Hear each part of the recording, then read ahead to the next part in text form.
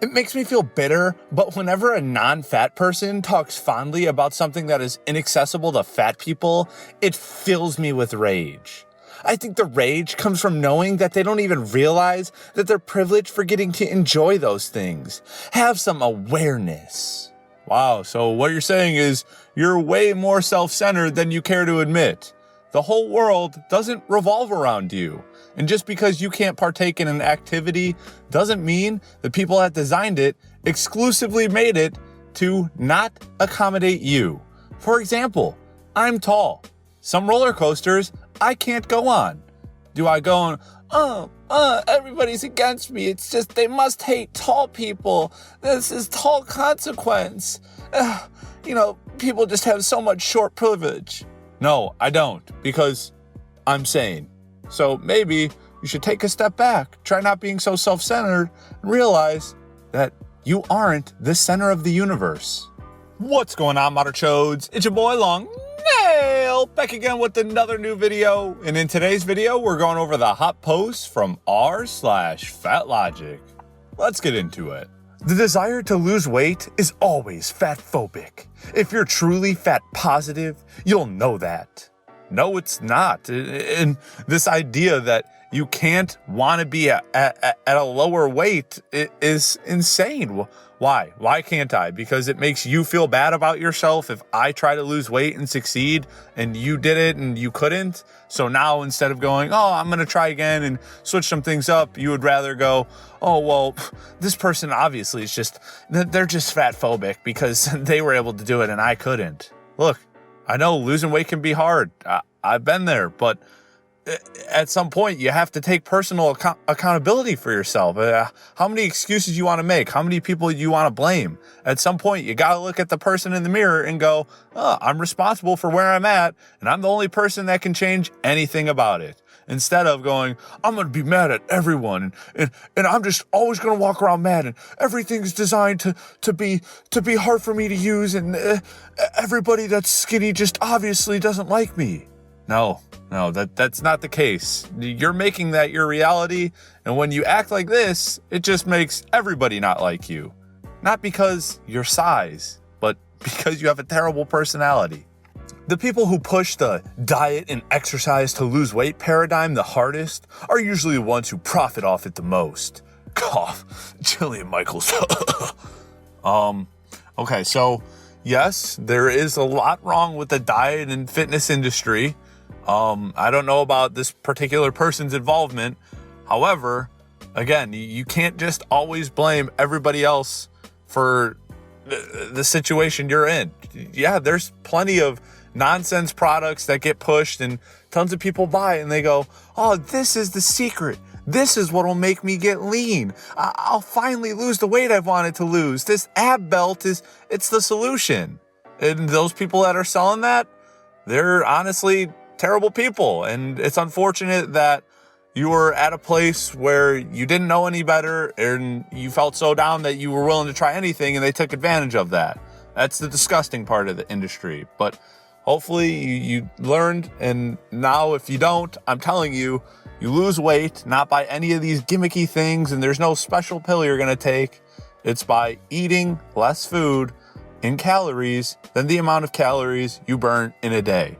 I know it's crazy, but it's really that simple. All this other nonsense that they try to push you, it's just that. It's nonsense. And they hope that you're so desperate to lose weight that you'll buy into it. When in reality, you could eat pizza and cookies. And if you're only eating 1,500 calories of that a day and you're burning 2,000 calories a day, guess what? You'll lose weight eating pizza and cookies.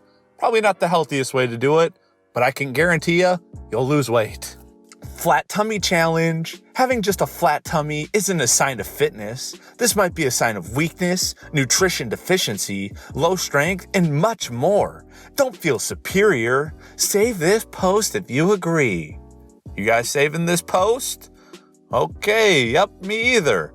I don't see how tummy indicates, you're weak or you have nutrition deficiency just because you're lean. I mean, could you imagine you apply that same logic to somebody and you see that they're fat and you go, they must they must be diabetic. It's like, no.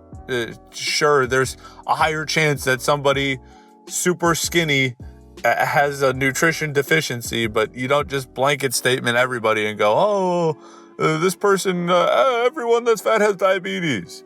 No, I mean, obviously there's increased chance that it happens, but come on. We're just using ridiculous arguments now to try to prove a point that doesn't exist. Weight-centric medical care is fringe science. If your doctor brings up weight loss, look them in the eye and ask if the sun revolves around a flat earth or if climate change is real. Laughing in their face is also a perfectly reasonable option. So now your argument is, science has been wrong before. But do you now realize and agree to the fact that the earth isn't the center? Okay, so how did we come to that conclusion? And why do you believe that now? Because of science? Wow, interesting. So you're cherry picking when to believe in science and when not to. And if it happens to not be in your favor, then you go, honestly, science is just fake. And anybody that says anything that I disagree with, I'm just going to say, science has been wrong before, so it's always wrong. No, it's not.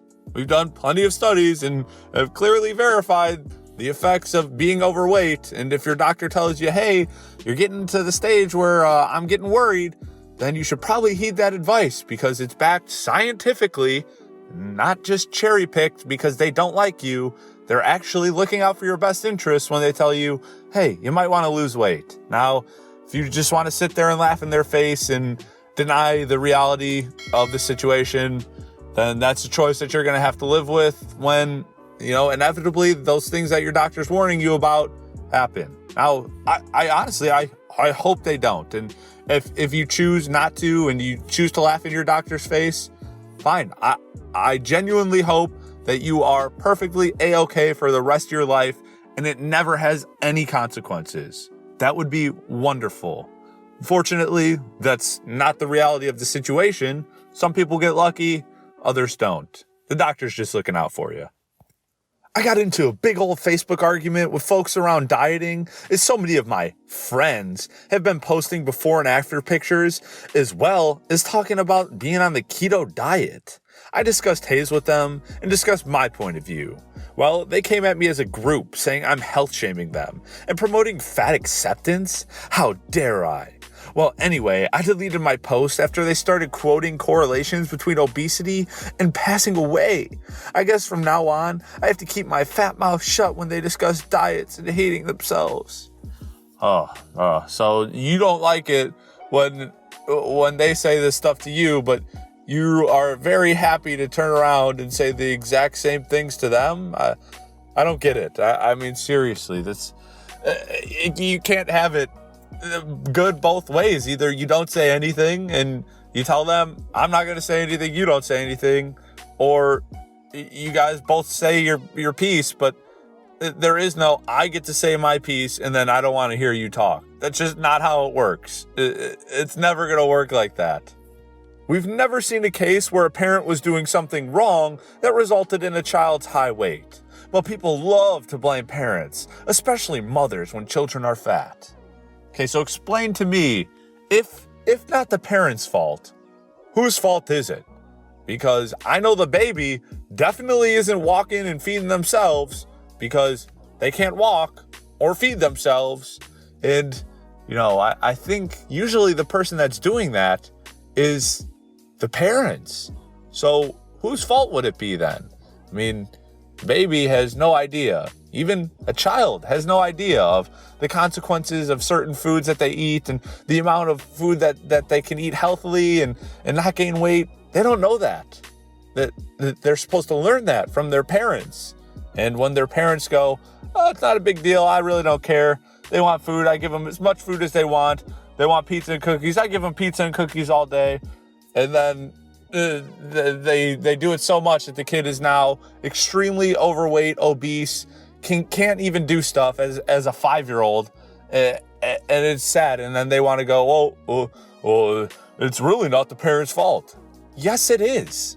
Yeah, it's only your fault. The child had no decision making in what they were eating. They just ate what you put in front of them.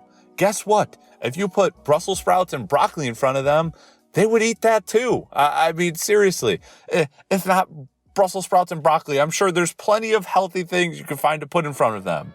Or at the very least, portion control the foods that they like that aren't as healthy. This is such nonsense that you're saying, oh, a 5-year-old has to be responsible for what they eat. And it's only their fault if they're overweight and just trying to go, oh, the parents have no involvement. The parents are completely the only party responsible here. Okay, so I did the math. Say it takes you 30 seconds to measure each day. That's 10,950 seconds or 182 minutes or 3 hours a year. Measuring peanut butter.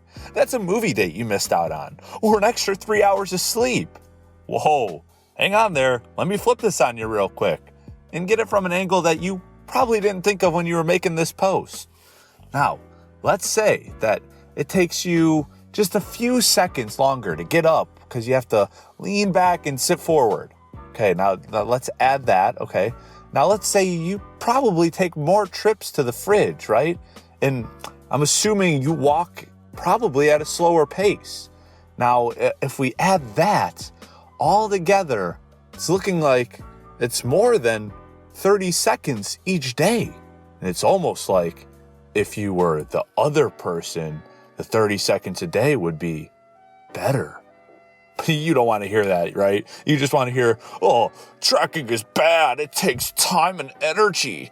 Oh, it's just such a waste. Well, it's really not, because if you did it, you wouldn't go to the fridge as often, you'd be moving faster, and you'd be saving, actually, more time. I know, it's crazy when you step back and actually think about things, but that's the magic of logic. You should try it. All right, Modern Chodes, that's it for the hot post from r/FatLogic. If you enjoyed the video, please make sure to give it a big thumbs up. Don't forget to subscribe and turn on notifications. And of course, share this video with your friends. And if you want to help support the channel for free, anytime you have any shopping to do on Amazon, just click the link in the description down below. Do your shopping as regular. It won't cost you anything extra, and it'll help support the channel. So I'd really appreciate it. Till next time, peace.